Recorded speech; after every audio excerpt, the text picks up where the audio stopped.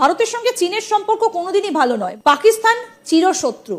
অন্যদিকে নেপালের সঙ্গেও ভারতের বন্ধুত্ব এই মুহূর্তে নেই, বাংলাদেশও শত্রুপক্ষ হয়ে উঠেছে। কি করবে এবার তাহলে ভারতবর্ষ? বাংলাদেশকে একঘরে করতে গিয়ে এবার ভারত নিজেই একঘরে হয়ে গিয়েছে। ছাত্র জনতার গণ অভ্যুত্থানের পর ডক্টর ইউনূসের নেতৃত্বে বাংলাদেশ যখন নতুন পথে যাত্রা শুরু করে, ঠিক তখন থেকেই ভারতের পক্ষ থেকে শুরু হয় ষড়যন্ত্র। বাংলাদেশের নতুন অন্তর্বর্তী সরকারের সাথে সম্পর্ক বিচ্ছিন্ন করে একঘরে করে রাখার চেষ্টা করে ভারত। তবে আন্তর্জাতিক খেলোয়াড় ডক্টর মোহাম্মদ ইউনূস উল্টো ভারতকেই এই উপমহাদেশে একঘরে করে ফেলেছে। ভারতের চারদিক এখন দুশ্মন দিয়ে ঘেরা। না, আমাদের মুখের বানানো কথা নয়, বরং পশ্চিমবাংলার মিডিয়া নিজেই এমনটা দাবি করছে। বাংলাদেশের ক্ষতি করতে গিয়ে এখন সেভেন সিস্টার্স হারাতে চলেছে ভারত।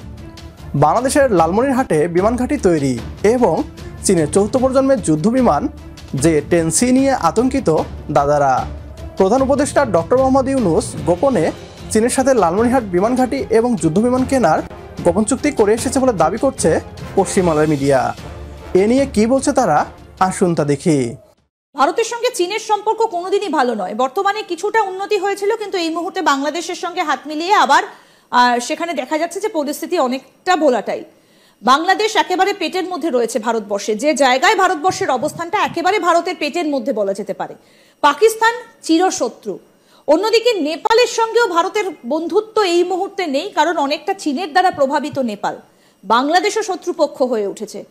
মানে চারদিকে যদি আমরা দেখি, পাকিস্তান, নেপাল, চীন, বাংলাদেশ, ভারতের পুরো দিকটাই তো আস্তে আস্তে দেখা যাচ্ছে যে বিরূপ হয়ে উঠছে। কি করবে এবার তাহলে ভারতবর্ষ? কিভাবে নিজেদেরকে রক্ষা করবে ভারতবর্ষ এবং কিভাবে তার প্রতিপত্তি বাড়াবে এই জায়গায় দাঁড়িয়ে? দেখুন, আমি ডিপ্লোম্যাসিতে, আপনি যেহেতু ডিপ্লোম্যাসি দিকে বললেন, আমি সামরিক মিলিটারি মাইটের দিকে কথাই বলবো না। ডিপ্লোম্যাসিতে আপনি জানেন যে আজকে নেপালে ওলি সরকারও নড়বড় করছে এবং নেপালের রাজা ফিরে এসছেন।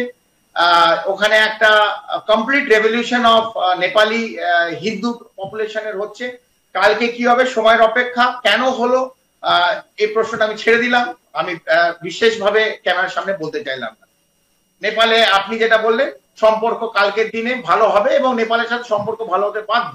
এক, দ্বিতীয়ত বাংলাদেশ যে দুঃসাহস দেখাচ্ছে, এই দুঃসাহসিক ক্ষমতা অথবা স্বপ্ন বাংলাদেশে যেটা আছে, কতদিন বাংলাদেশ এটা নিয়ে চলতে পারবে এবং মোহাম্মদ ইউনূস নিজেই থাকবেন অ্যাজ অ্যান অ্যাডভাইজার, আমি বলতে পারছি না। কালকে সময়টা আমি বলতে পারবো না। একটা দিন হয়তো শেখ হাসিনা আবার ফিরে আসবেন। সেদিন এখনো Sheikh Hasina prime minister in exile, আমরা এটাই মনে করি। সেখানে আবার কোনোদিন ইলেকশন হবে, সেখানে বিএনপি আছে, সেখানে আওয়ামী লীগ আছে। গণতন্ত্রের মাধ্যমে যিনি প্রধানমন্ত্রী হবেন সেটা আর একটা সার্বভৌমত্ব দেশ বাংলাদেশ, তারা বুঝবে। চায়না সে নিজের ইন্টারেস্ট সবচেয়ে ভালোবাসে, যেমন ভারত আমি আমার ইন্টারেস্ট সবচেয়ে ভালো বুঝি, চায়না ইন্টারেস্ট ভালো সবচেয়ে বুঝি। তো চায়না কালকে আমাদের সঙ্গে কিভাবে আসবে? আপনি বলছেন ভালো সম্পর্ক, চায়নার সঙ্গে আমাদের ভালো সম্পর্ক। আজকে আমাদের ইকোনমিক ইন্টারেস্ট অনেক কমন, আমাদের ট্রেড ইন্টারেস্ট অনেক কমন, আমাদের ডিপ্লোমেসি অনেক নর্মালাইজ হয়েছে।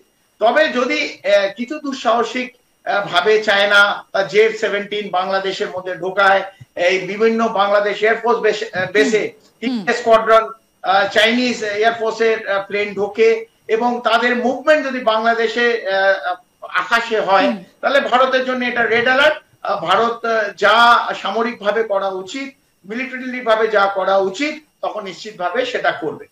কিন্তু এখানে কর্নেল চৌধুরী একটা প্রশ্ন, যে একদিকে উনি পাকিস্তান চীনের সঙ্গে হাত মেলাচ্ছেন, চীনকে বিমান ঘাঁটি বানানোর জন্য দেশে অভ্যর্থনা জানাচ্ছেন, অন্যদিকে তিনি কেন বিমস্টেকে, সেখানে তো প্রধানমন্ত্রী নরেন্দ্র মোদীর সঙ্গে বৈঠকে বসছেন। উনি যে চায়নায় গেল, আমি আপনাদের প্রত্যেককে জানাতে চাই, চায়না আর একটা কথা হয়েছে, ভারতকে কিরকম ভাবে অশান্ত করা যায়। ভারতকে কিরকম ভাবে অশান্ত করা যায়? বার্মা থ্রু দিয়ে চাইনিজ আর্ম কিন্তু ঢোকাচ্ছে মণিপুরে, এবং মণিপুর থেকে শিলচর হয়ে এদের আলটিমেট টার্গেট হচ্ছে সেভেন সিস্টার্সকে অশান্ত করা।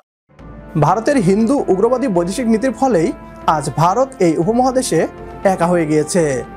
ভারতের দাদারা প্রায় অভিযোগ করে থাকেন, ভারত সংখ্যাগরিষ্ঠ হিন্দু দেশ, তাই বাংলাদেশিরা নাকি তাদের পছন্দ করে না। ধর্মের কারণেই নাকি বাংলাদেশের মানুষ ভারতকে অপছন্দ করে। তাদের বলতে চাই, নেপালও একটি হিন্দু সংখ্যাগরিষ্ঠ রাষ্ট্র। তাহলে কেন নেপালের সাথে ভারতের সম্পর্ক ভালো নয়? কেন নেপাল ভারতের দুশ্মন দেশে পরিণত হয়েছে? ভারতকে ডক্টর মোহাম্মদ ইউনূসের নেতৃত্বে নতুন বাংলাদেশ বন্ধুত্বের হাত বাড়িয়ে দিলেও মোদি তা প্রত্যাখ্যান করে দেয়। বাংলাদেশ বিরোধী ষড়যন্ত্র করতে থাকে ভারত। জবাবে সেভেন সিস্টার্স নিয়ে খেলা শুরু করে বাংলাদেশও। এবার ভারতীয়দের হুঁশ ফিরতে দেখা যাচ্ছে। ডক্টর মোহাম্মদ ইউনূস আঙুল সোজা রাখায় নরেন্দ্র মোদি তাকে দুর্বল ভেবেছিল। আঙুল বাঁকা করতেই দাদাদের কলিজা কেঁপে উঠেছে। সোজা হিসাব, বাংলাদেশকে নিয়ে ভারত খেললে আমরাও সেভেন সিস্টার্স নিয়ে খেলবো। আমাদের সাথে একমত হলে কমেন্ট বক্সে ইয়েস লিখে জানিয়ে দিন আমাদের। সেই সাথে ভিডিও শেয়ার করে দেখার সুযোগ করে দিন আপনার বন্ধুদের। পরবর্তী ভিডিও দেখার আমন্ত্রণ জানিয়ে বিদায় নিচ্ছি আজ। আল্লাহ হাফেজ।